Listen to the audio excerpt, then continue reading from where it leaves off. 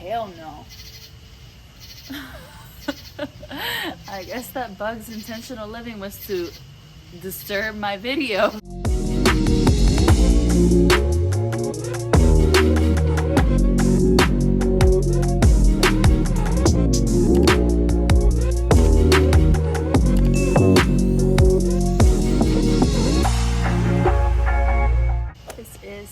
TV. I am here in downtown Woodstock and I have 30 more days until I leave the state. Super stoked. I actually wanted to come on here and talk about something that was brought to my attention and kind of woke me up from a nap, and it said do a video on intentional living. Pause the video, define this for yourself, write a statement.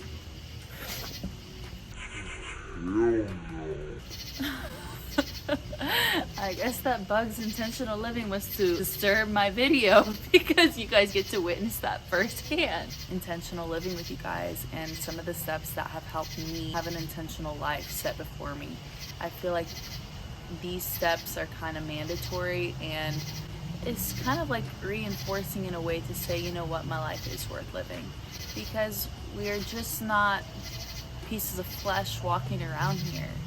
We have the living God in us. We have spirit in us. There is something to our essence, something to our being, and it's more than just letting our days pass by and going with emotions. Even when things seem so absurd with times nowadays, I do believe that you as a person and I should be intentional about how we live and what do we want to embody, and you know, the circumstances we face every day, it's not just for nothing. First of all, quitting self-sabotage. Intentional living does not work well with self-sabotage, and I'm sure that every badass in the world has had some issues with self-sabotage. Self-sabotage has destroyed character, it's destroyed goals, it's destroyed you from the best version of yourself. And intentional living doesn't come with destroying what you could be. You haven't even gotten there, so how would you even know? Why are you already sabotaging something that's not even out there? Your worst nightmare is literally a lie. Fear is a liar. I believe that intentional living starts off with showing up for yourself. Showing up for yourself means putting yourself on a bit of pedestal. You have to walk and talk and dress like you want to be the main character of your story. Who is this person that I want to become? Do you guys remember Sims? And you would like create them and characters, and you know, you would design them and they'd have like this mansion and pets and this and that. Well, you know, I'm not saying you're going to get a mansion tomorrow, but I'm saying if you want to live the life you have in mind, you're going to have to start behaving in character. You are embodying the person that you want to become. Showing up for yourself, it's simple gestures. I remember there was a time where I honestly didn't even want to wash my face before going to bed, and I was just so down and out of all sorts. And then I started to realize, I was like, man, I need to start taking care of myself, because every time I'd look in the mirror, there's that self-sabotage. There's that negative Nancy ready to just throw me off worse than I already feel. And I was looking like it, I was feeling like it, I was behaving like it. Doing these little treatments, such as dressing yourself for the occasion, even if you're just going somewhere simple, if you put yourself in a better attire, you feel better. It's just a sensation of confidence that, wow, I'm nourishing this body, this vehicle. It's important to do that because it's so easy to get caught up and then just letting yourself go. Show up for yourself. Make the time for you. Number 2 would be being present in every moment as well as every interaction. Being present has really made me attuned with where I'm at, who is in my presence, and what is being thrown at me. Intentional living is being in the present. It's right then and there.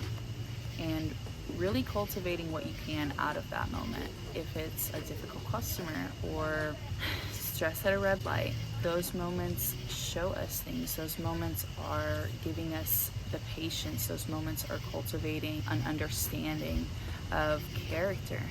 And having intentional living and an intentional life builds character, straight up. Everything that sets foot before you typically has purpose, even if it doesn't seem like it.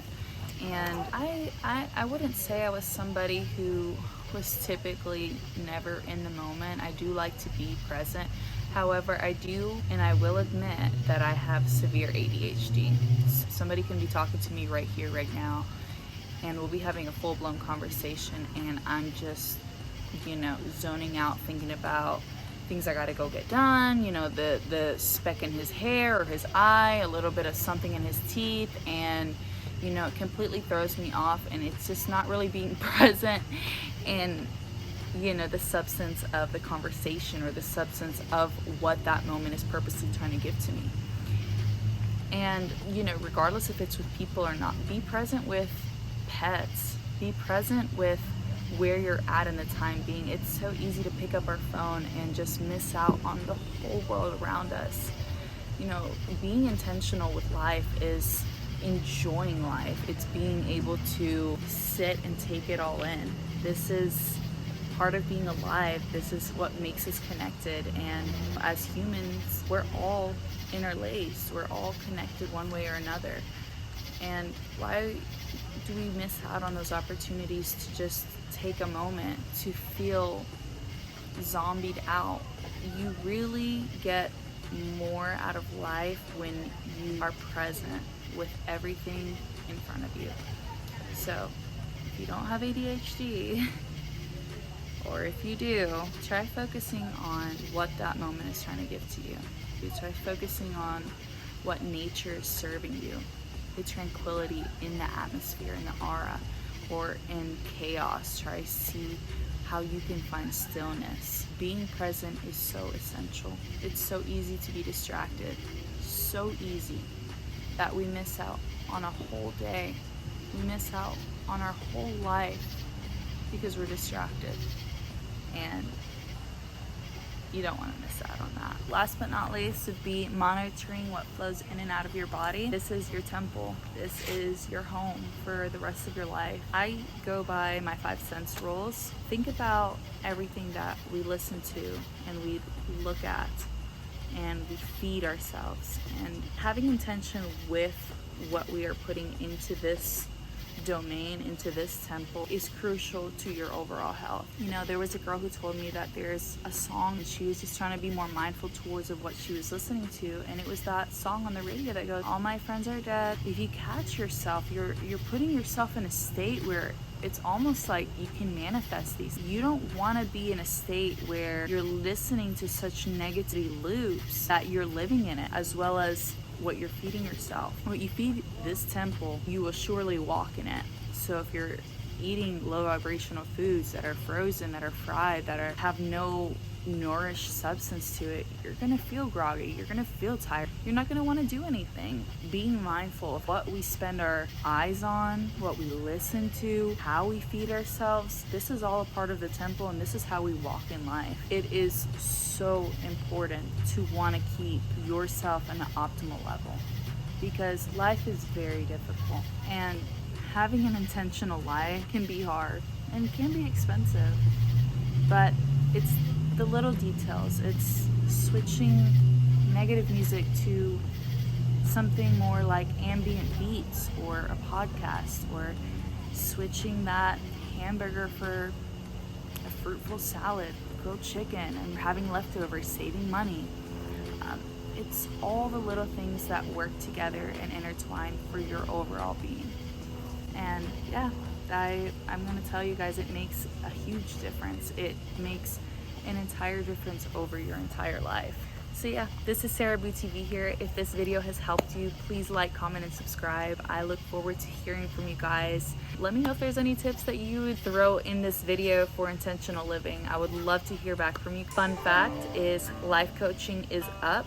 So if you guys are interested in one-on-one sessions, please reach out to me. I would love to do some sessions and see if I can work my hands around some of the problems that you're going through. So yeah, like, comment, subscribe. Let me know if you have any questions. Peace. God bless.